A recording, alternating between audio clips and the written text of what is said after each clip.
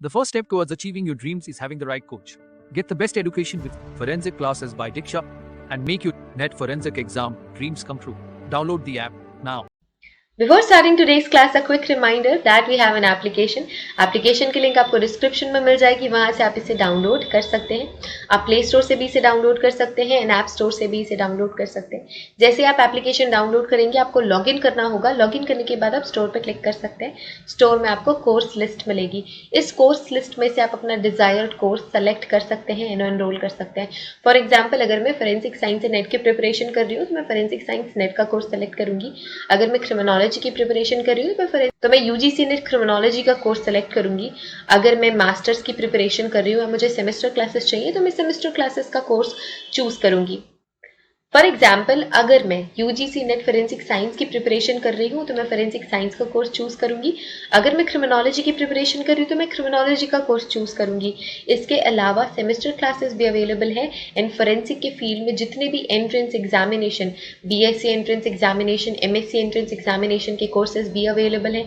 इसके अलावा scientific officer, scientific assistant के कोर्सेज भी अवेलेबल हैं. तो आप अगर किसी भी एंट्रेंस एग्जामिनेशन, किसी भी कॉम्पिटिटिव एग्जामिनेशन की प्रिपरेशन कर रहे हैं फोरेंसिक साइंस या क्रिमिनोलॉजी के फील्ड से, तो वो सारी की सारी क्लासेस आपको सिर्फ और सिर्फ मिलेंगी हमारे एप्लीकेशन पे. तो हमारा एप्लीकेशन डाउनलोड आप कर सकते हैं. Get to download our application and start your preparation with us. So basically we have two types of courses in our application, video lecture course and study material course. So video lecture course में आपको सारी की सारी चीजें मिलती हैं. Video lectures, PDF, study material, mock test, previous year question paper, everything. Study material course में आपको सिर्फ और सिर्फ study material, previous year question papers और मॉक टेस्ट मिलते हैं. वीडियो लेक्चर्स उसमें इंक्लूडेड नहीं होते हैं. So that's the basic difference between video lecture course and study material course. So it's clear now. You can join these classes according to your preparation and start preparing with us. Hello everyone, welcome to our YouTube channel. So आज की video का topic है witness and आज की video से हम जानेंगे कि कितने तरीके के विटनेसेस होते हैं एंड ये क्या इंपॉर्टेंट रोल प्ले करते हैं किसी भी केस में. अगर हम देखें कि कोई भी केस है तो दो चीजें इंपॉर्टेंट होती है. एक तो हो गया विटनेस. सो दो कैटेगरीज हम बना सकते हैं. एक कैटेगरी हो जाएगी विटनेसेस की, दूसरी कैटेगरी हो जाएगी एविडेंसेस की. सो विटनेस एंड एविडेंसेस ये दोनों ही बहुत ही ज्यादा इंपॉर्टेंट एलिमेंट्स हैं किसी भी केस के एंड इनके बेसिस पे ही जो जजमेंट है वो दी जाती है. ओके, सो हमें एविडेंसेस ऑलरेडी पता है क्या होते हैं एंड हमें विटनेस पढ़ना आज के लेक्चर पे, राइट. सो जो विटनेसेस है, अगर हम विटनेस एंड एविडेंसेस को कंपेयर करें तो एविडेंस थोड़ा सा ज्यादा इंपॉर्टेंट रोल प्ले करते हैं बिकॉज विटनेसेस को हम मैनिपुलेट कर सकते हैं. ठीक है. So as I was talking about witnesses, so हमें ये जानना है कि विटनेस को हम कैसे डिफाइन कर सकते हैं. अगर आप किसी चीज को समझना चाहते हैं तो आप शुरुआत करते हैं उसकी डेफिनेशन से कि आप डिफाइन कैसे करोगे, आप समझोगे कैसे.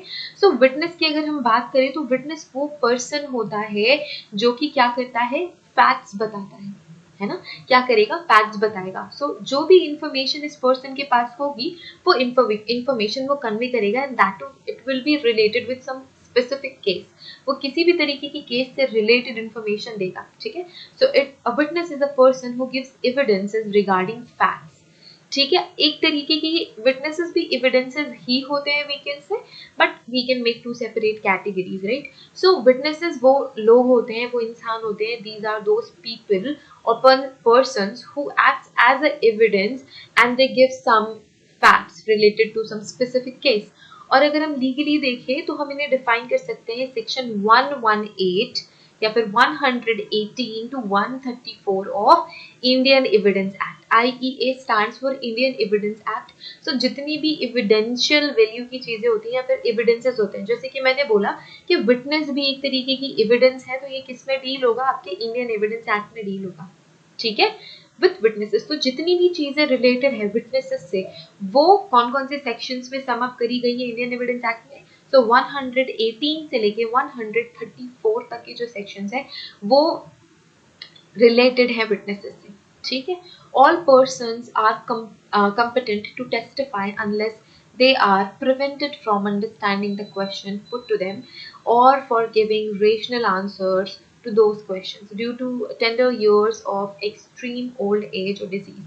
So अगर कोई पर्सन बहुत ही टेंडर एज में है या फिर डिजीज पर्सन है या फिर बहुत ज़्यादा ओल्ड एज है, तब हम उनको एज अ विटनेस नहीं इनवाइट करते या फिर एज अ विटनेस हम उनको कंसीडर नहीं करते because of that tenderness, because of that like sensitive age they are in.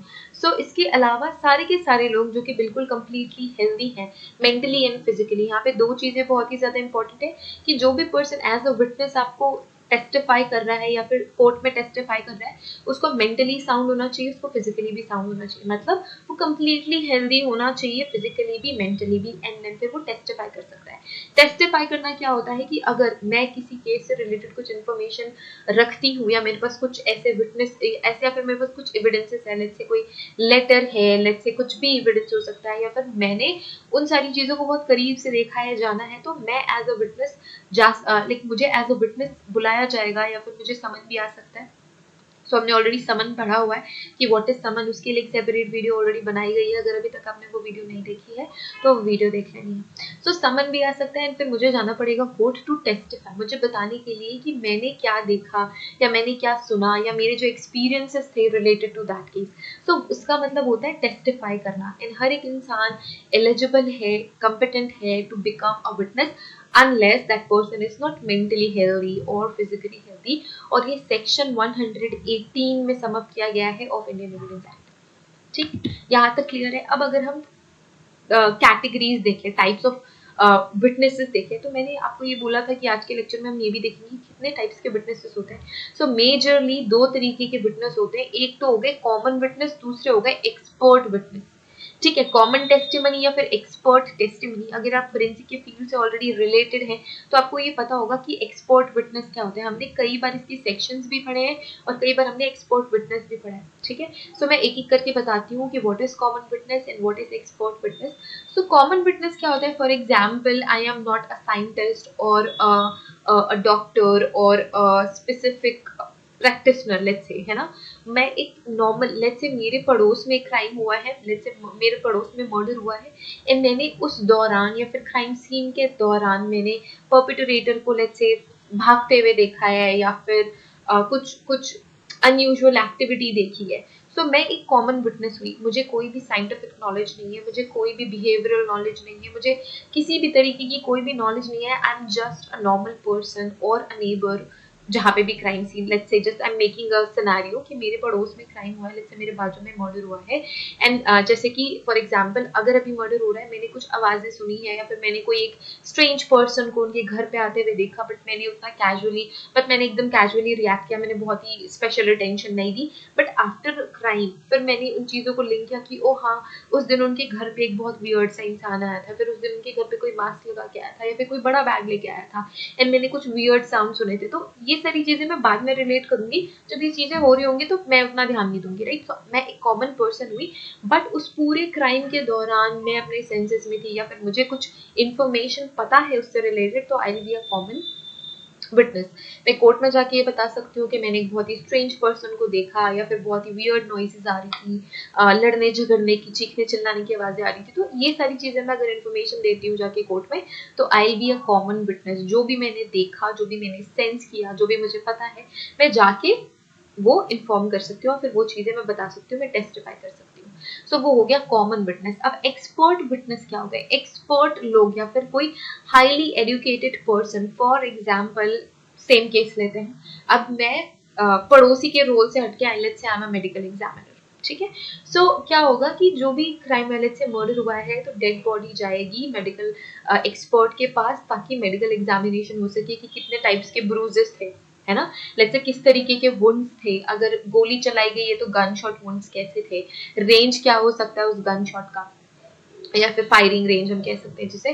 सो ये सारी चीजें एक एक्सपर्ट पर्सन ही जान सकता है, या फिर एक मेडिकल पर्सन ये बता पाएगा कि जो भी इंजरीज है वो किससे इन्फ्लिक्ट करी गई है, किस तरीके का वेपन हो सकता है, क्या वो गन था या फिर नाइफ थी, या जो भी जितने भी ब्रूजेस, इंटरनल एक्सटर्नल जो इंजरीज है, वो सारी चीजें एक मेडिकल पर्सन ही बता सकता है। For example, I am that medical person और मैंने उस विक्टिम की बॉडी इन्वेस्टिगेट करी है, फिर उस विक्टिम की बॉडी एनालाइज करी है।